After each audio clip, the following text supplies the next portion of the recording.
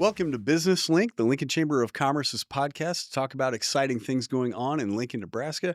I am Jason Ball, President and CEO of your Lincoln Chamber of Commerce, and very excited for the discussion we're going to have today with a good friend of mine. Quentin Brown is the Executive Director of Educare here in Lincoln. Quentin, welcome to the AOI Podcast Studio at the Lincoln Chamber. That's the show, man. Quentin Brown, Educare Lincoln. That's it. That's it. Let's go home. No, I appreciate you having me. This is cool. I'm looking forward to the conversation. Yeah. So, Quentin, just real quick for folks that maybe haven't come across Educare here in Lincoln or in other communities, it's a little bit of a different approach to early childhood education and daycare. Can you kind of just give a light touch on what Educare is all about from a philosophical standpoint? Yeah, I think so. First, I think what most people don't know about Educare, even if they're remotely connected or familiar, is that there are 25 Educares across the country. 26 actually, 4 of which are in Nebraska, 2 in Omaha, one of which is in Winnebago, and then of course us here in Lincoln. And the philosophy is, so ultimately, when you boil this thing way down, our mission, our vision is that every child leaves our doors better prepared for kindergarten and life. Yeah. And when you think about early care and education, a lot of institutions, and rightfully so, they focus solely on the child during the day. And that's perfectly fine. You do that, you knock that out of the park, we're changing lives, right? Yeah. But Educare goes much further than that. We are designed to work specifically with the child and with the child's family in an intentional way to ensure that we're moving people up and out and beyond poverty, whether it's capitalizing on opportunities or removing barriers that may be presented to them. Yeah. How long have you been running Educare in Lincoln now? Sure. Today, 5 years and a couple of months. Wow. Yeah, I came here June of 19. Nice. Yeah. Nice. Now tell us what's your background before coming to Lincoln. Yeah. Most people won't believe it, but well, maybe they do. I don't know. Depending on where you're sitting. Yeah. But I did not come from an early care background. Yeah. I came from another nonprofit organization designed to work with public schools or engage and partner with public schools, kindergarten through 12th grade. I always saw preschoolers coming into kindergarten, but never had that direct engagement with them. But the work that I came from was designed to help schools in challenged environments to support those children and those families towards successful graduation. Yeah. So it's been nonprofit work. It's been working with families primarily from under-resourced communities. So that has been the undercurrent, but it was a much different age bracket. Well, having seen you work with some of your families and students, and having seen you work a lot with your staff, you've clearly got a heart for this work. You lead with passion. Well, so my last career was with the organization I just referenced, but I've been in this type of work for over 20 years. And I don't know, there's a whole story to how I got into this space. I don't know if we have time for that, but I do genuinely feel like this is my calling and this is where I need to be. Yeah. Well, Lincoln's been so lucky to have you for 5 whole years now. Man, time flies. It does. It does. Now, knowing that you're probably still just getting warmed up on where you want to take Educare as a program here in Lincoln, just so people have a sense of the scale, how many children and families are you serving at the Lincoln Educare facility right now? As of today, our capacity is 189. We've dialed that back a little bit due to staffing challenges, just like most other organizations are dealing with. But over the next 6 months, we will ramp up to right around 220 in terms of a max capacity. And there are 220 children and their families. And tell me real quick about like the number of teachers and staff or team members, however you measure that. Yeah, this is a surprise to most. I talked about the model and the scope of Educare across the country. But when I tell people the number of staff people, I won't put you on the spot and ask you, but people will talk about, what's the size of your organization? I'm like, at full capacity, we're right around 73. And they look at me like, what? This establishment of 73? Yeah, when you're designing a program that is intentional about every effort to change the life of a child and a family, it takes people. And I talked about ramping up to serving 220 children and their families. that 73 number is going to ramp up to around 90 over the next 6 to Wow. 7 months. Yeah.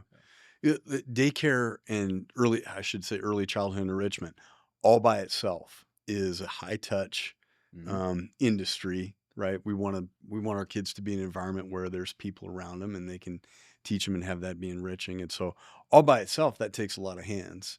And then the extra services that I think Educare is providing to the families you serve just takes so much more too. And there's a wait list most of the time, I think, for your services. I don't know if there's ever been a time that I've been there and there was not a wait list. And that's not a bragging point. That simply demonstrates the need that we have in our local community.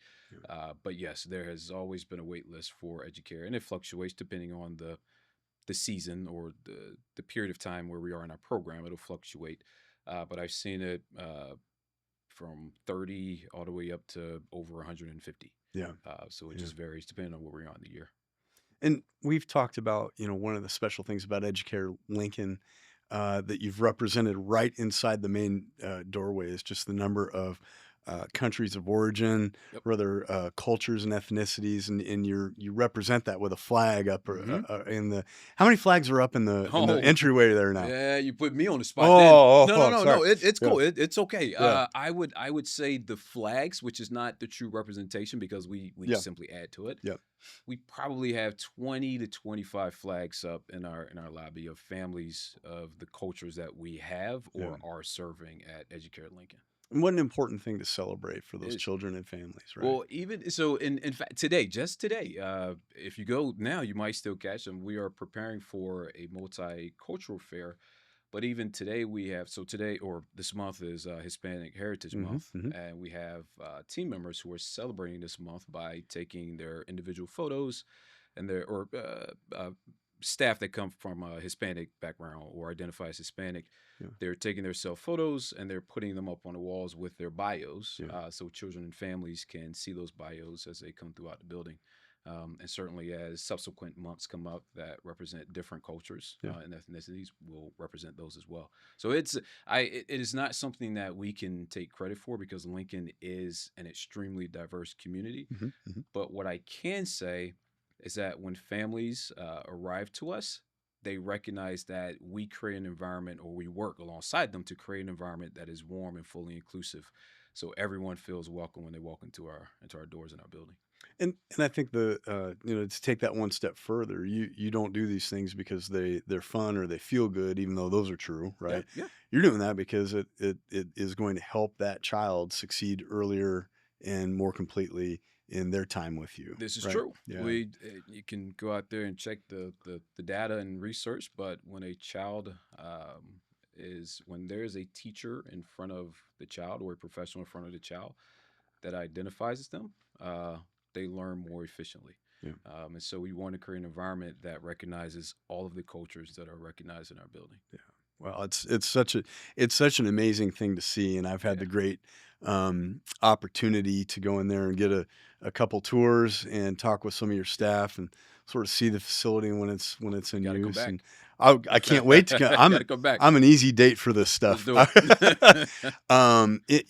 And I hope more people in the community over time in a safe way, will be able to find that facility and meet and talk to your team, and just a group of passionate, dedicated professionals that are really making the difference in kids and families' lives. It's really amazing to see. I'll say, you may give me time later, but I will say, if anyone out there is watching and listening to this and they have heard about Educare or are interested, reach out. Come out. We'll set up a site visit. 75 minutes. We'll get you in and out.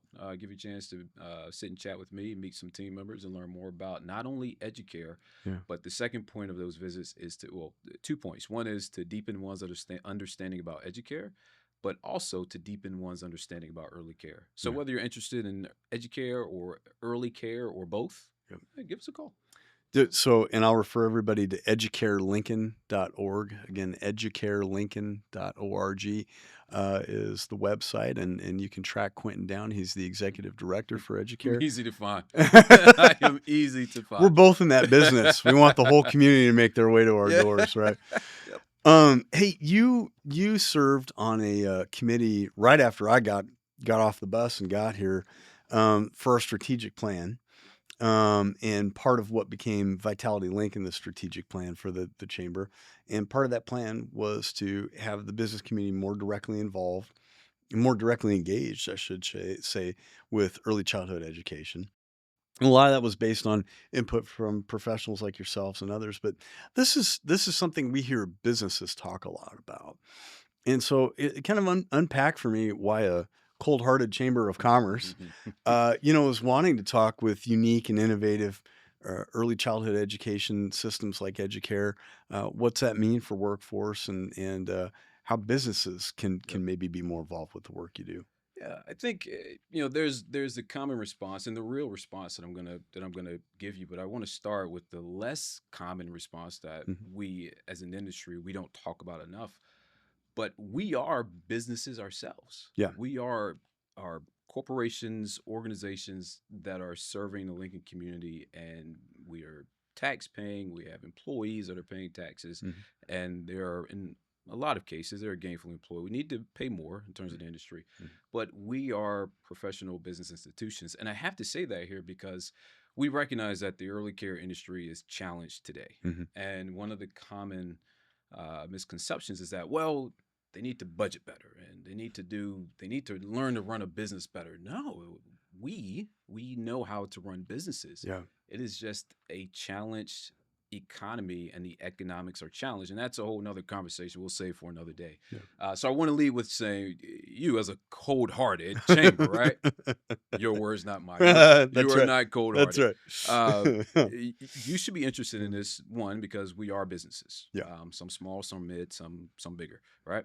But the common response that most of the viewers will have already heard is that in order for employees to be gainfully employed and to be free or available to join the workforce, Mhm. if we're talking about young families, which you as a chamber know, if you're recruiting families, you're looking at recruiting Yeah. young growing families, those families need somewhere that their child can not only simply go, but somewhere where their child can go and be developed into a fully functional human being. Yeah. And so, absent of the work that we do, not just as four walls to say, all right, the kid's there and the kid's going to be there when I come pick them up. No, well, you can check that box, but the broader advantage is that they are somewhere where they are safe, they're secure, and they are learning and developing appropriately. That's the important part. To say to a parent, well, you can work, but you have to drop your kid off into this random place where no one's had a background check, and that doesn't happen, by the way, where Mhm. no one's I'm trying to paint a picture, Yeah. where no one has a background check, the roof is falling in, there's lead paint all over the walls. No parent wants to do that. Yeah. They Yeah. don't want to do that. Yeah. So it's not enough to say we allow parents to go to work because their kids have somewhere to go. Yeah. It has to be their kids have somewhere to go, and they are safe, they're secure, and they are developing appropriately. Yeah. I tell our members and our employers a lot when they ask about, how we're engaging and why we're engaging in this.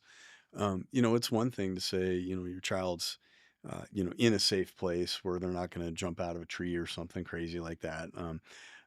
But if you don't feel fully comfortable Mm-hmm. with where your child is at during the day, even if you are at work, Right. um, you're not fully at work. You're not fully Yeah. engaged, and in some workspaces here, that's not safe for the employee at work. It's certainly not Yep. ideal for the Yep. kid, and so that's why we become so excited about engaging in this work and just explaining to people the very direct connection to the economy.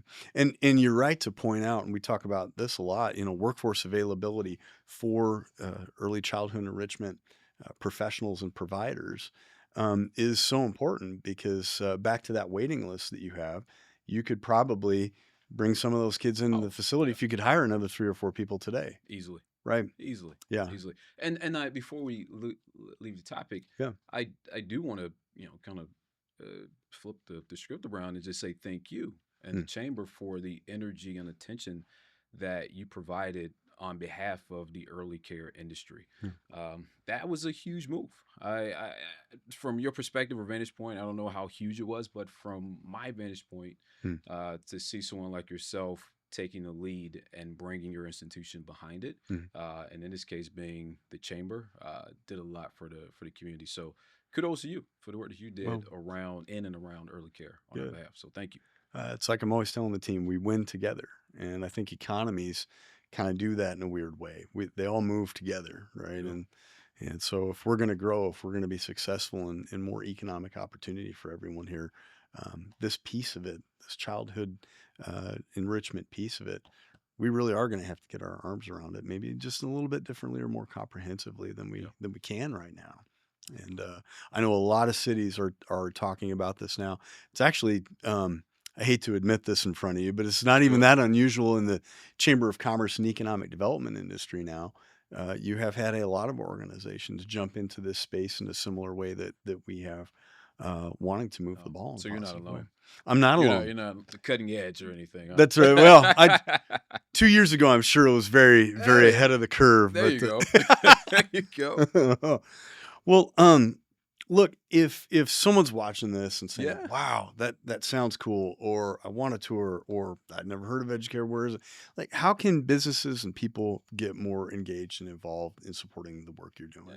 I know the last question might have been talking about the challenges, but every industry has its challenges, right? Yeah. So having an opportunity to talk about those, we don't want to miss those opportunities. But the beautiful thing is there are not duplicates of me. You don't want more than one Quentin in town, right? But there are a lot of early care programs and early care professionals and teachers that are excited about this work that they do each and every day because they know that it matters, right? So if someone is out there and they're looking to engage and they don't know how, just go talk to us. Yeah. Just find one of us, grab coffee, grab lunch, drop by the center once it's approved, right? Go by the center, have a conversation, and talk about the great things that happen because of what we do. Yeah. People that serve in my role, oftentimes we have to go out and talk about the challenges, right? It's like, all right, we got to paint the full picture. But we don't want to lose sight of the fact that this is truly rewarding work. Yeah.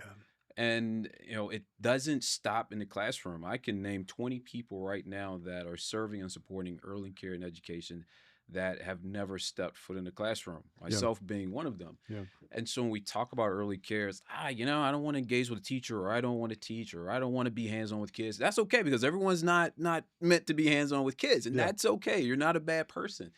But you still may have a passion for seeing young children succeed. And if that is your passion, there's a place for you. I promise you, there is a place for you. So long way to answer your question, if someone's watching and they want to get involved and engaged, I would simply tell them, take the approach of just reaching out and talking to us, grab coffee, grab lunch. And if you want a more formal approach, I can't commit someone else, but I can commit myself to say, drop by for a formal site visit. Let's talk. Let's stop by the chamber. We can stop. Jason will make plenty of space for us. I'll make coffee. Jason will make coffee.